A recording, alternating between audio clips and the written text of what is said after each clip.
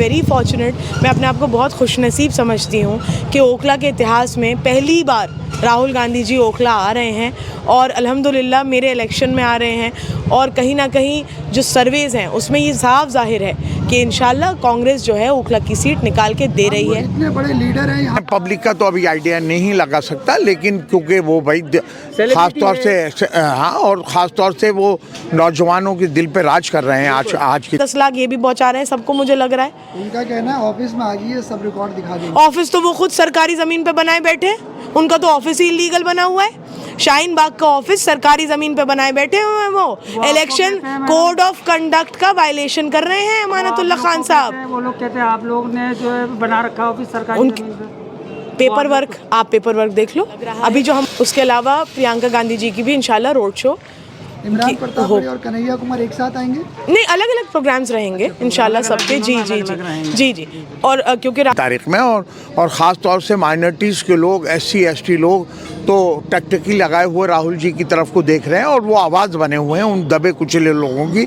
और ख़ास तौर से यहाँ पे सिक्योरिटी, हाँ, ये भी बने हुए हैं। कल ईद में और आज भी तमाम अथॉरिटीज़ यहाँ पर मौजूद थी, तमाम agencies, fire brigade, health department, traffic police का निज़ाम। हेलो दोस्तों, मैं हूं मोहम्मद कासिम शाहिद, आप देख रहे हैं एकेडमिक स्टेशन।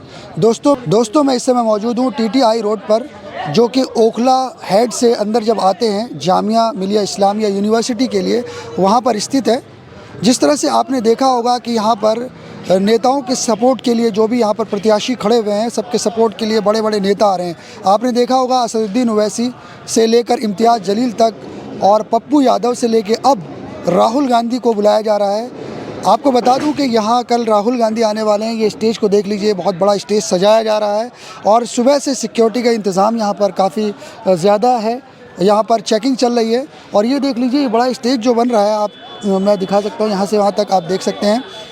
इसको बनाया जा रहा है ख़ास तौर से राहुल गांधी कल शाम के वक्त आने वाले हैं। और ज़्यादा जानकारी के लिए हम आसिम मोहम्मद ख़ान से बात करने जा रहे हैं, वो बताएंगे। उनके अलावा मैं एक बात और बता दूं कि इमरान प्रतापगढ़ी भी आ रहे हैं, जो कि 31 तारीख को बताया जा रहा है। और उनका भी बताया जा रहा है कि ये बटला हाउस चौक पर इंतज़ाम किया जाएगा। और प्रियंका गांधी भी आ रही हैं रोड शो के लिए, जिनके बारे में हमें भी पता नहीं है कि कहाँ से कहाँ तक रोड शो करेंगे। उनकी जानकारी भी हम आपको देंगे, लेकिन और ज़्यादा जानकारी के लिए हम आसिम मोहम्मद ख़ान से बात करते हैं और जानने की कोशिश करते हैं क्या हालात हैं और लोग अरीबा खान के लिए क्या सोचते हैं। और अब लोगों का रुझान आम आदमी पार्टी और MIM और जो कांग्रेस की तरफ से क्या है, और BJP तो है यहाँ पर, और BJP की तरफ से क्या, हम आसिम मोहम्मद ख़ान से ही मालूम करते हैं। हमारे साथ बने रहिएगा और अभी तक इस चैनल को सब्सक्राइब नहीं किया तो प्लीज़ सब्सक्राइब कर लीजिएगा। मैम, जिस तरह से देखा जा रहा है कि आपने पप्पू यादव को बुलाया प्रचार के लिए, अब आपके लिए राहुल गांधी भी आ रहे हैं, क्या लगता है कि ओवैसी साहब को देखकर आप ऐसा करने जा रहे हैं? देखिए, मज़े की बात मैं आपको बताऊं एक, कि पप्पू यादव जी जब यहाँ आने वाले थे सभा के लिए, तो यहाँ जितनी पार्टियों के जो लड़ रहे हैं कैंडिडेट्स, वो उनको मना कर रहे थे आने से कि आप यहाँ मत आइए, आप कहीं और चले जाइए, आप यहाँ मत आइए। इसी से सटपटाहट का आलम देखिए आप कि अभी तो सिर्फ पप्पू यादव जी के आने पे ये लोग इतना सटपटा रहे थे, कल तो ये बेहोश हो के गिर जाएंगे जब राहुल गांधी जी यहाँ आएंगे। तो देखिए, अल्लाह का शुक्र है कि ओखला की जो सीट है, वैसे तो दिल्ली में ही कांग्रेस बहुत मजबूती से लड़ रही है, लेकिन जो ओखला की सीट है वो अल्लाह का शुक्र कांग्रेस के खाते में जा रही है।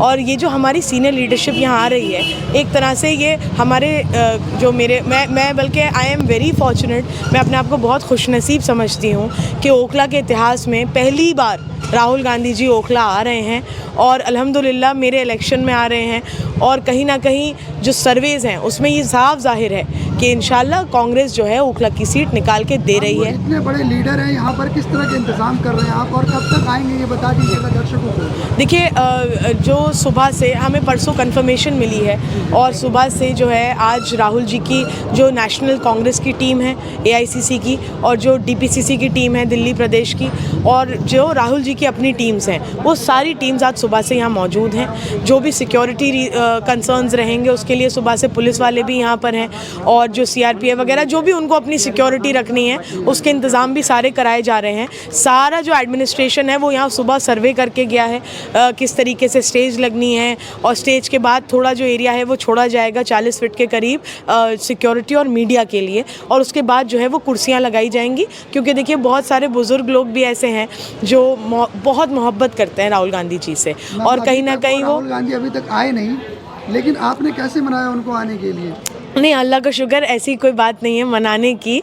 हमारी सारी सीनियर लीडरशिप का पूरा सपोर्ट है हमें, और अल्लाह का करम है कि जो पप्पू यादव जी भी आए थे, पार्टी ने हमें हर तरीके से जो हम चाह रहे सपोर्ट या जो भी कहें, पार्टी हमें पूरा सपोर्ट कर रही है। और देखिए मैं आपको एक बात बताऊं, जो मैंने कहा कि कांग्रेस ये सीट निकाल रही है, तो हमारी जो सीनियर लीडरशिप यहाँ आ रही है, अभी 31 को इमरान साहब भी आ रहे हैं, इमरान प्रतापगढ़ी जी, फिर प्रियंका जी का भी रोड शो है, कन्हैया जी का भी प्रोग्राम यहाँ लग रहा है।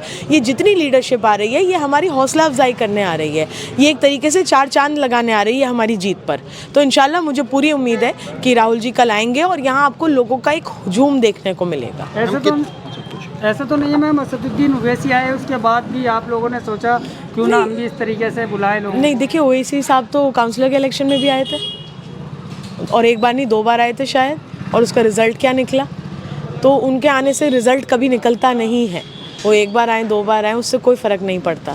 लेकिन हाँ, ये एक बहुत बड़ी बात है कि इस वक्त इस मुल्क का एक इतने बड़े लीडर राहुल जी, जो लगातार मुसलमानों की आवाज़ बने हुए हैं, लगातार माइनॉरिटीज़ की लड़ाई लड़ रहे हैं, पार्लियामेंट में भी लड़ रहे हैं, सड़कों पे भी लड़ रहे हैं, संभल का मुद्दा हो, फ़िलिस्तीन तक पे प्रियंका गांधी जी आवाज़ उठा रही हैं 1 साल से लगातार, जितने भी मुद्दे रहे हों, जिस तरीके से ये लोग पूरी ताकत लगा रहे हैं कि जुल्म ज़्यादती को रोका जाए, वो कहीं ना कहीं लोगों के दिलों में वो बात है, वो बैठ गई है कि जो मोहब्बत राहुल जी अपनी आवाम से रखते हैं, वही मोहब्बत पलट के आवाम उससे ज़्यादा ही उनसे करती है। मैम, कब राहुल गांधी आ रहे हैं, कितने लोगों का इंतज़ाम आप कर रहे हैं बैठने का, या कितने लोगों का आप आइडिया कर रहे हैं कितने लोग आ सकते हैं? देखिए, आइडिया तो मैं आपको हकीकत में नहीं बता सकती, क्योंकि मुझे उम्मीद यही है कि यहाँ एक हुजूम होगा लोगों का, और कोशिश हमारी यही है कि जितना अकोमोडेट कर सकें लोगों को, तो हम कुछ चेयर्स भी लगवा रहे हैं, और ताकि जो कोई बुज़ुर्ग लोग हैं वो आके बैठना चाहें तो उनके लिए सिटिंग अरेंजमेंट भी है, और जो यंग नौजवान लोग हैं उनके लिए पीछे खड़े होने का भी इंतज़ाम रहेगा। बाकी जो माइक्स ये स्पीकर्स हैं ये भी आगे तक लगवाए जा रहे हैं, तो इंतज़ाम देखिए इंशाल्लाह बहुत अच्छा होगा।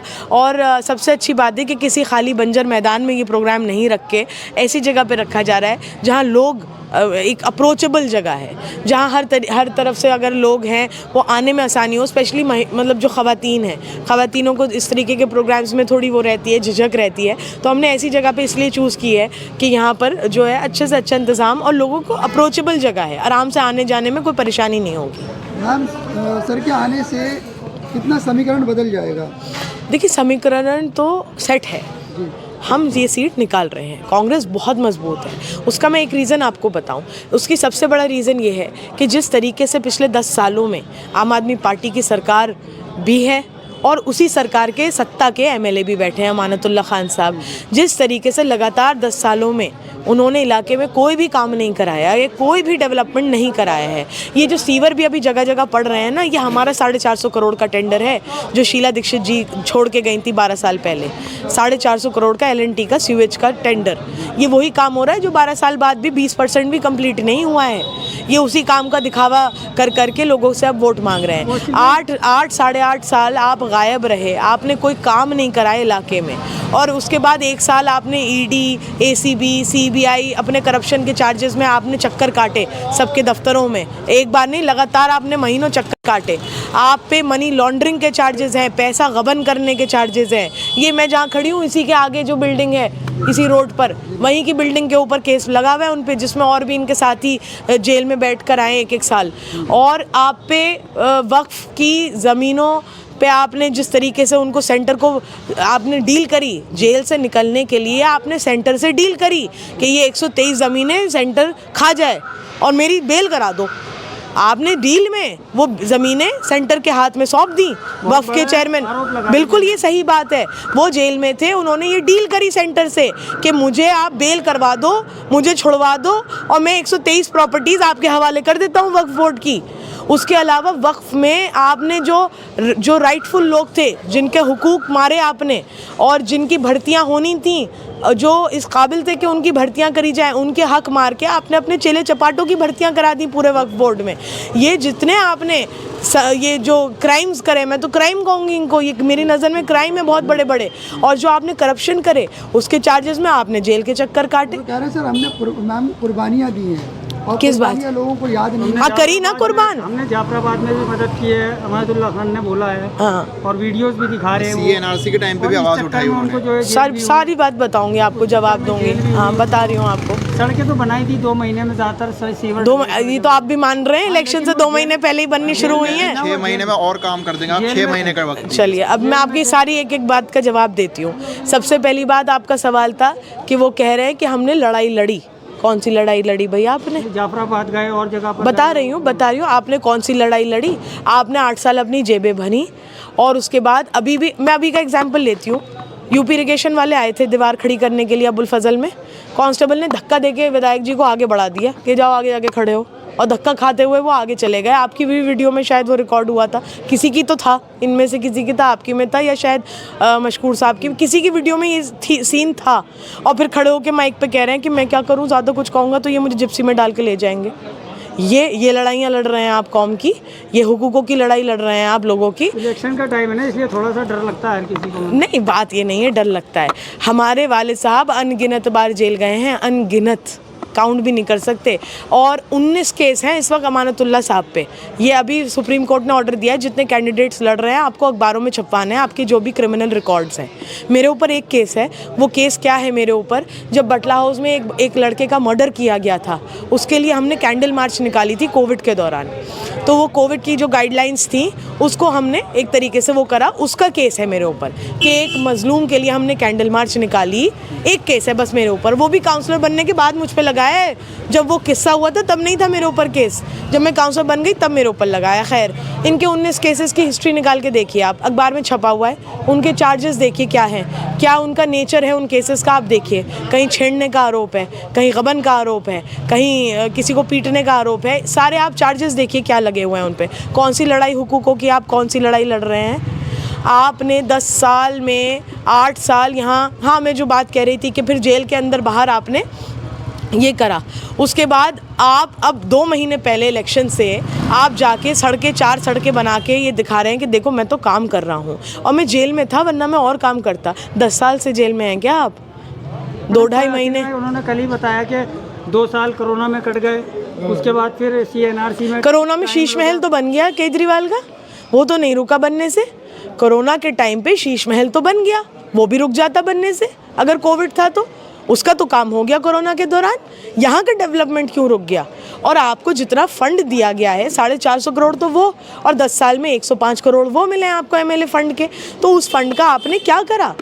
555 करोड़ फंड कहाँ गया? क्या एरिया में कोई बता सकता है मुझे 555 करोड़ कहाँ गया? आप लगातार, आपकी बदतमीज़ी की वीडियोस आती हैं, आपकी ज़ुबान इतनी ख़राब है, आप कहीं भी किसी से भी बदतमीज़ी कर जाते हैं। जिस तरीके के, अब मैं कहना नहीं चाहती, मैं खुद छोटी हूँ, लेकिन जिस तरीके से उनके बेटे की वीडियोस आ रही हैं, जिस तरीके से बदतमीज़ी कर रहे हैं, देखिए ओखला को एक क्लीन कैंडिडेट चाहिए आज की तारीख में। मैम, उनका कहना है कि मीडिया हो, BJP हो, कांग्रेस हो, सभी लोग जो है मेरे ऊपर इल्ज़ामात लगा रहे हैं, मेरे बच्चे को फंसाने की कोशिश कर रहे हैं। अच्छा, अलीगढ़ में जो पीटा था, अलीगढ़ में जो डॉक्टर को मारा था, वो भी यही था। नोएडा के पेट्रोल पंप की जो वीडियो है उसमें भी कोई ज़बरदस्ती पकड़ के ले जा रहा था कि मारो इसे। बेवकूफ़ी की बेबुनियाद बातें हैं। फंसाया ही जा रहा है ना बच्चे को, उनके एक किस्म से कह रहे हैं वो। देखिए, जो नोएडा का इंसिडेंट हुआ या अलीगढ़ का हुआ, उसमें क्या फंसाया आप मुझे बता दीजिए। किसी ने उसको वर्गलाया या किसी ने उसे उकसाया, वो जो भी कर रहे हैं खुद ही कर रहे हैं ना। खैर, मैं उन बातों में ज़्यादा नहीं उलझना चाहती, मैं ओखला के डेवलपमेंट पे बात करूंगी आपसे। जो ये बात कहते हैं कि हमने CNRC में, मैं वहाँ पहुँचता था और मैं प्रोटेस्ट में रहता था, और उसी वक्त केजरीवाल ये कह रहे थे कि मेरे अंडर दिल्ली पुलिस कर दो, मैं पूरा प्रोटेस्ट उखड़वा के फेंक दूंगा। ये क्या दोगलापन है? एक तरफ आप कह रहे हैं कि मैं प्रोटेस्ट में खड़ा होता था जाके, एक तरफ केजरीवाल कह रहे थे कि दिल्ली पुलिस मेरे अंडर कर दो, मैं पूरा प्रोटेस्ट उखड़वा दूंगा। उनका ये स्टेटमेंट है, वो कहते हैं कि शर्जील इमाम को अरेस्ट क्यों नहीं करती है सेंटर BJP, मुझे दे दो पुलिस, मैं फ़ौरन अरेस्ट करा दूंगा शर्जील इमाम को। ये केजरीवाल का स्टेटमेंट है। आप कहते हैं आपने, जब दिल्ली में दंगे हुए, दिल्ली जैसे शहर में दंगे हुए, तब तो आम आदमी पार्टी की सरकार थी दिल्ली में, एमएलए भी आम आदमी पार्टी का ही था वहाँ पर जब दंगे हुए। मैम अमानत साहब ये कहते हैं आपने सीएम होते हुए ना तो आवाज़ उठाई वहाँ के लिए, ना आप वहाँ गए, और अब अमानतुल्लाह साहब स्टेजों से कह रहे हैं हमने 10 लाख रुपए मुआवजा दिया है। वहाँ जेब से दिया है क्या अपनी मुआवजा? सरकारी पैसे से दिया है ना मुआवजा? दिखाओ रिकॉर्ड, दिखाओ।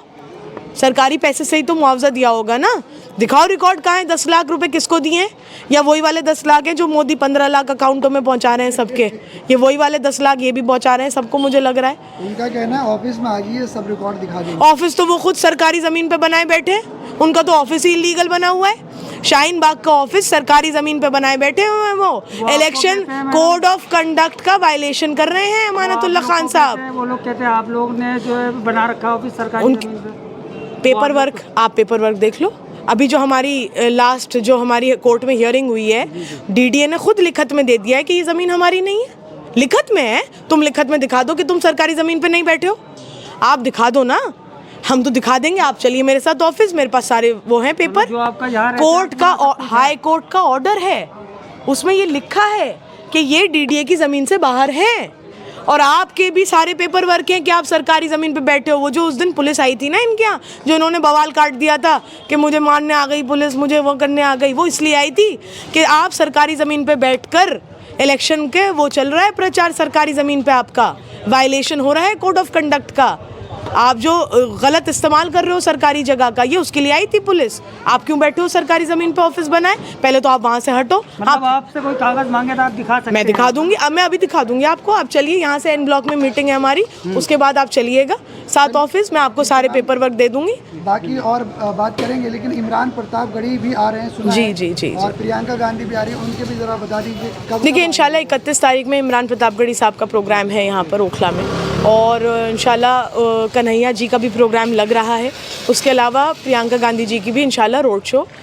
इमरान प्रतापगढ़ी और कन्हैया कुमार एक साथ आएंगे? नहीं, अलग अलग प्रोग्राम्स रहेंगे इंशाल्लाह सबके। जी। और क्योंकि राहुल जी की कल जनसभा हो ही रही है, तो इंशाल्लाह उम्मीद है कि प्रियंका जी की भी रोड शो की हमें जो प्रोसेस है उसका भी इंशाल्लाह जल्दी हम कंफर्मेशन देंगे। देखिए मैं ओखला की आवाम से सिर्फ इतना कहूँगी कि जिस तरीके से मेरे वालिद साहब यहाँ 2 बार काउंसलर रहे, 2 बार एमएलए रहे, सबको ये मालूम है कि किस लेवल पर डेवलपमेंट उन्होंने कराया। कभी किसी को उनसे ये शिकायत नहीं हुई कि उन्होंने काम नहीं कराया। सबको ठीक है, कभी कोई और बात हुई होगी जिससे उन्हें शिकायत रही होगी, लेकिन काम की बुनियाद पे कभी कोई उन पे उंगली नहीं उठा सकता कि उन्होंने काम नहीं कराया होगा। अब मैं 2 साल से काउंसलर हूँ, जबकि एमसीडी में देखिए बहुत लिमिटेशंस हैं, दायरा बहुत छोटा है काउंसलर के काम करने का। मेरा पूरा वार्ड अनऑथराइज्ड है, और अनऑथराइज वार्ड में हम जूझ के काम कराते हैं। हम ये रोते नहीं हैं कि फ़लाना हमें काम नहीं करने दे रहा, फ़लाना हमें काम नहीं करने दे रहा, जबकि ये हकीकत बात है।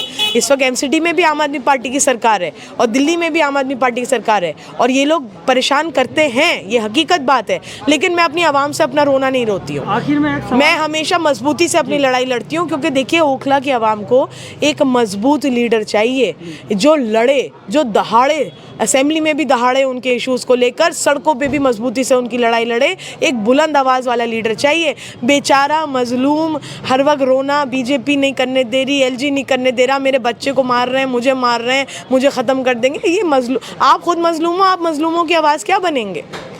अरीबा जी, आखिर में एक सवाल करूंगा। जब आपने काम की बात बताई, आप 2 साल से काउंसलर हैं, तो कुछ पार्टियां भी कहती हैं, कुछ लोग भी कहते हैं कि अरीबा से सब नाराज़ हैं, उन्होंने सफाई कर्मचारी नहीं बुलाए। 186 कर्मचारी होते हैं या कितने होते हैं वो, जो हमें तो मालूम नहीं, तो वो आपके कर्मचारी रोडों पर नहीं दिखाई दिए, तो उस पर क्या जवाब देंगे आप? देखिए मैंने आपको बताया एमसीडी की लिमिटेशंस हैं काम करने की। एमसीडी मेन जो उसका प्राइमरी सोर्स होता है वो होता है हाउस टैक्स। अनऑथराइज्ड एरिया से कोई भी हाउस टैक्स नहीं भरता है, ना के बराबर लोग हाउस टैक्स भरते हैं, और इसी वजह से वो आपको रिसोर्सेज कम देते हैं। जो ये वाली रिसोर्सेज होती हैं वो फ़ंड निकलवाना अलग बात है। अभी हम 80 लाख का फ़ंड निकलवा के लाए थे।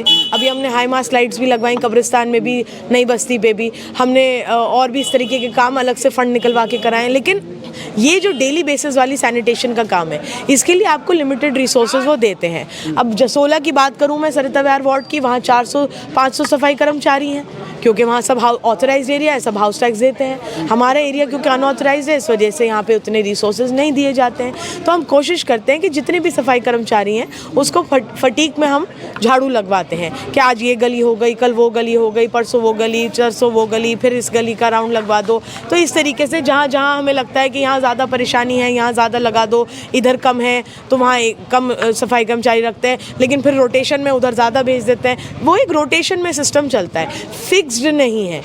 दूसरे वार्ड्स जो ऑथराइज्ड है वहाँ फिक्स्ड होता है, ये आदमी है, इसकी ये गली है, इसको डेली इसी में लगानी है। लेकिन हमारे यहाँ फिक्स सिस्टम नहीं होता है, और ये सब टेक्निकलिटीज़ हैं। जो पढ़े लिखे लोग हैं वो इन टेक्निकलिटीज़ को समझते हैं, और जिनको सिस्टम की समझ नहीं है, जो सिर्फ नेतागिरी करते हैं, जो सिस्टम को नहीं समझते, वो फिर और बातें करते हैं।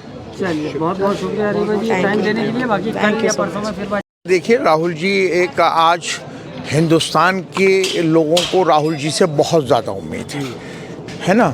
आज पूरा अपोजिशन, पूरे हिंदुस्तान के जो उन फ़िरका परस्त ताकतों के ख़िलाफ़ जो लोग एकजुट हैं, वो राहुल जी की तरफ को देखते हैं। और जो भारत जोड़ो न्याय यात्रा राहुल जी ने निकाली, उसके बाद वो एक ऐसा फेज़ बन गए कि जिसकी हिंदुस्तान में आज की तारीख़ में कोई काट नहीं है ना। और युवा नेता हैं, बहुत मेहनती हैं, ईमानदार हैं, अच्छे अब वक्ता भी हैं, और पार्टी के, कांग्रेस पार्टी के एक बहुत बड़े लीडर हैं, और लीडर ऑफ द अपोजिशन भी हैं। मेरा ये कहना है कि कोई ज़माना ऐसा था कि प्राइम मिनिस्टर के बाद अगर सबसे ज़्यादा अहमियत दी जाती तो लीडर ऑफ द अपोजिशन को दी जाती थी। बदकिस्मती से ऐसे लोग आ गए कि लीडर ऑफ अपोजिशन की भी तौहीन करने लगे, है ना।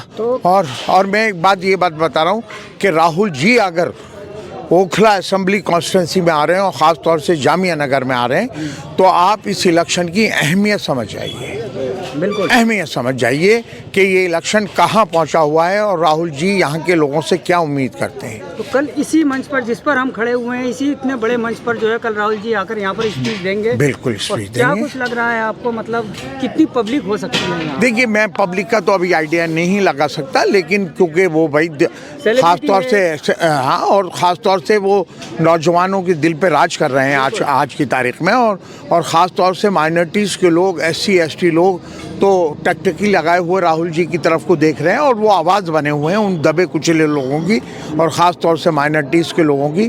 तो मुझे लगता है कि बहुत इससे बड़ी कोई जगह थी नहीं। मुझे लगता है कि बहुत बड़ी तादाद में लोग यहाँ उनको सुनने आएंगे, उनको देखने आएंगे, और इंशाल्लाह मुझे पूरी उम्मीद है। क्योंकि देखिए, आप मीडिया को देखिए, नेशनल मीडिया को, आज इंडियन एक्सप्रेस में, आज हिंदू में, है ना, तमाम और अखबारात में भी अरीबा को वो बहुत ज़्यादा तरजीह पूरा मीडिया दे रहा है। नेशनल मीडिया भी हो, चाहे प्रिंट मीडिया हो, क्या इलेक्ट्रॉनिक मीडिया हो, अरीबा को विनिंग कैंडिडेट डिक्लेयर कर रखा उन्होंने। सर, क्या ऐसी ज़रूरत पड़ी जो राहुल गांधी जी को यहाँ पर बुलाने की पड़ी? नहीं। आपने देखा होगा ओवैसी साहब भी आ रहे हैं, बड़े बड़े यहाँ पर नेता आ रहे हैं। नहीं, मैं आपको बात बताऊं कि मुझे और पार्टियों को पता नहीं, लेकिन कांग्रेस पार्टी क्योंकि हालात बहुत ख़राब थे कांग्रेस पार्टी के, तो इन्होंने कैटेगराइज किया, मतलब कि A class, A category, B category, C category. तो ओखला को उन्होंने 2 या 3 दिन बाद जब कैटेगरी बनाई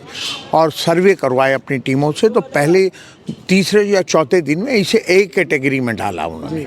A कैटेगरी का मतलब ये है कि आप नेक टू नेक फाइट कर रहे हैं, 2 या 3 दिन में आप उस जगह पर खड़े हो गए हैं जहां बराबर की लड़ाई चल रही है। और 2-3 दिन के उसके बाद, कम से कम 7-8 दिन के बाद, उन्होंने कांग्रेस पार्टी ने इसे A+ सीट अपने जो उनका वॉर रूम है, उनका जो अपना सिस्टम है, उसमें इस ओखला सीट को A+ में डाल दिया है। A+ का मतलब यह है कि आप जीत रहे हैं, बस और मेहनत करने की ज़रूरत है।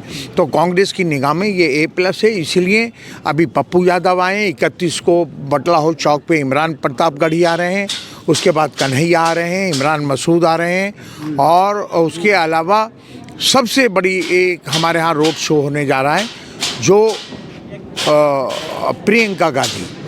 वो कब होगा सर? वो भी बस आज देखिए, जैसे जैसे प्रोग्राम आएंगे हम अनाउंस करते रहेंगे, है ना। तो प्रियंका गांधी भी आपके बीच में रोड शो बहुत अहमियत रखता है। जनरली बड़े नेता आते हैं और स्पीच दे के चले जाते हैं, रोड शो के लिए तो 4-5 घंटे उन्हें इस हल्के में रहना पड़ेगा और पब्लिक के बीच में। बदलेगा सर इन बड़े नेताओं के आने से? आप क्या देखिए, मुसलमान ख़ास तौर से कांग्रेस से इस टाइम राहुल जी को एक हीरो के तौर पे देख रहा है और उसे लगता है कि ये हमारी आवाज़ बने हुए हैं। तो मुझे लगता है कि जो लोग यहाँ पे रेस्पॉन्ड देंगे और इंशाल्लाह जब राहुल जी और प्रियंका जी आके अरीबा के लिए, अरीबा भी आप यकीन मानना, मैं झूठ नहीं कह रहा, राहुल जी की पसंद थी। उस ज़माने में जब मेरा टिकट कटा था उस बार भी राहुल जी ने कहा था कि नहीं, आसिफ मोहम्मद खान को कोई बात छिपी नहीं होती है, दो दिल्ली में ही रहते हैं, मीडिया सब उनके भी लोग होते हैं। उस टाइम पे भी मुझे वो उन्होंने कहा था, लेकिन उस बार परवेज़ साहब ले गए थे, लेकिन इस बार वो राहुल जी की को देखिए कांग्रेस पार्टी में स्टेप बाय स्टेप होता है। प्रियंका जी कब आ रही हैं सर? देखिए, दो दिन के बाद किसी टाइम भी उनका प्रोग्राम आ सकता है रोड शो का, प्रियंका जी, है ना। हाँ, और वो पूरे इस जामिया नगर के बीच में से वो गुजर कर जाएंगी, खुली जिप्सी में ही जाएंगी अगर रोड शो होता है ना, और उससे बहुत माहौल में तब्दीली आएगी। साहब, इतना बड़ा स्टेज शो करा रहे हैं, प्रियंका गांधी को बुला रहे हैं, काफ़ी जिम्मेदारी बढ़ जाती है आपके ऊपर, किस तरीके से सेफ्टी और सिक्योरिटी का ख्याल रखें? देखिए, पूरे दिन यहाँ पे सिक्योरिटी, हाँ, ये भी बने हुए हैं कल ईद में, और आज भी तमाम अथॉरिटीज़ यहाँ पर मौजूद थी, तमाम agencies, fire brigade, health department, traffic police का निज़ाम और एसपीजी और उनकी जो सिक्योरिटी में लोग चलते हैं, तमाम यहाँ बैठ के कई घंटे उन्होंने किधर से आएंगे किधर से जाएंगे, है ना, इमरजेंसी एक्ट। क्या कहेंगे सर कल के लिए? जब मैं लोगों से अपील करता हूँ कि आप राहुल जी की हिम्मत अफजाई करिए, अरीबा की हिम्मत अफजाई करिए, और उन्हें महसूस हो कि हाँ भाई, मैं अगर मुसलमानों की आवाज़ बना हूँ तो इतनी बड़ी तादाद में मुझे सुनने भी आए हैं, और खुदा ना खास्ता अल्लाह ना करे ऐसे हालात पैदा हों कि उन्हें ना मायूसी नहीं होनी चाहिए। जो आपकी आवाज़ बन रहे हैं, जो आपके लिए लड़ाई लड़ रहे हैं, तो वो आपके लिए अटल बिल्कुल खड़े हुए हैं। कोई भी जिग जैग वाला या दाएं बाएं वाला नहीं है, सीधा स्टैंड है राहुल जी का कि उन फ़िरका परस्त ताकतों पे डायरेक्ट अटैक कर रहे हैं। कोई एक सियासी पार्टी बता दिए, घुमा फिरा के बात करते हैं कि ना हिंदू नाराज़ हो ना मुसलमान नाराज़ हो, लेकिन राहुल जी हिंदू मुसलमान की बात नहीं कर रहे। अगर मणिपुर में हिंदुओं पे ज़्यादती हो रही है तो वहाँ पर भी जा रहे हैं, SC ST के साथ ज़्यादती हो रही है वहाँ पर भी जा रहे हैं, लेकिन मुसलमानों को लिए भी वो बिल्कुल खुली लड़ाई लड़ रहे हैं। चाहे संभल का, आप देखिए संभल का कौन गया संभल पे, राहुल जी को रोका। देखिए, पॉलिटिकल आदमी का काम होता है मैसेज देना। उन्हें रोका, उन्होंने कहा भाई तुमने ज़्यादती की है और मैं जाना चाहता हूँ। एडमिनिस्ट्रेशन ने रोका, उन्होंने उन फैमिलीज़ को बुला के क्या मदद की, खामोशी के साथ जो भी उनकी हेल्प कर सकते थे की है। और ऐसे ही जितने बच्चे जेलों में बंद हैं, कांग्रेस पार्टी उनकी भी मदद कर रही है। अरीबा खान अगर जीत कर आती है तो क्या करेंगे ऐसे लोगों के लिए जो जेलों में बंद है? हम बाकायदा इसके लिए एक मुहिम चलाएंगे और हम उनके लिए वकीलों का एक ग्रुप भी बनाएंगे, और जो भी हम अपने दोस्त अहबाब एरिया के लोगों से उसमें जो भी लीगल भी फाइनेंशियली भी जो भी होगा, अभी तक हम सभी लोगों की जिम्मेदारी थी, करना चाहिए था, उसमें मैं भी हूँ, मैं गलत बात नहीं करता, है ना। लेकिन हाँ, इतना हमने किया कि शफाउर रहमान के घर पे अरीबा गई, क्योंकि उनकी अहलिया पर्दा करती है पहले, काफ़ी पहले जीतने के बाद, और मैं और अरीबा 6, 7, 8 महीने होंगे हम सटले भी गए थे। जब शफाउर रहमान की बहन की शादी थी तो हमने कहा हमें जाना चाहिए, हम कई शादियां छोड़ के वहाँ पर पहुँचे थे। तो ये हमने कोई एहसान नहीं जताया। शाम तो शफाउर रहमान को कहते हैं हमारा छोटा भाई है, उसके साथ जुल्म हुआ है, उसकी फैमिली के साथ ज़्यादती हुई है ना, और वो बेचारा इनोसेंट आदमी है, भला आदमी है, शरीफ आदमी है ना। लेकिन सबसे पहले हमारी जिम्मेदारी है कि उनको जेल से बाहर निकालना, है ना। अब हम उस पर तो काम ना करें। अब एक बात बताइए, वो थे अपने मुख्तार अंसारी, जेल से ही 2 बार जीते और जेल में ही पूरी ज़िंदगी 20 साल गुजार दिए, जीतने के बाद बाहर नहीं आए ना, जेल से ही बेचारे इंतकाल फरमा गए। ऐसे ना जाने कितने लोग हैं जो 10 साल से चुने हुए नुमाइंदे भी पड़े हुए हैं। जब आप एक लीगल प्रोसेस शुरू हो जाता है तो उसे जो कहते हैं ना प्रीजुडिस, कि आप ट्रायल ही तय करेगा कि आप मुल्जिम हैं या मुजरिम हैं, या बेगुनाह हैं या गुनहगार हैं। तो उसको शफाउर रहमान के लिए उसकी ज़रूरत है ज़्यादा बनिस्बत उनको MP MLA। मैं ये नहीं कह रहा वो भी बनने चाहिए, कोई मेरी ठेकेदारी नहीं है। शफाउर रहमान की ख्वाहिश होगी कि मैं भी MLA बनूं, इसे आप गलत नहीं कह सकते, है ना। लेकिन मुझे पूरा ओखला के लोगों पे यकीन है कि इंशाल्लाह वो कांग्रेस पार्टी और अरीबा के फेवर में, क्योंकि वो कांग्रेस पार्टी की नुमाइंदा हैं। चलिए तो देखते हैं सर कल क्या होता है। बहुत बहुत शुक्रिया। अभी अरीबा खान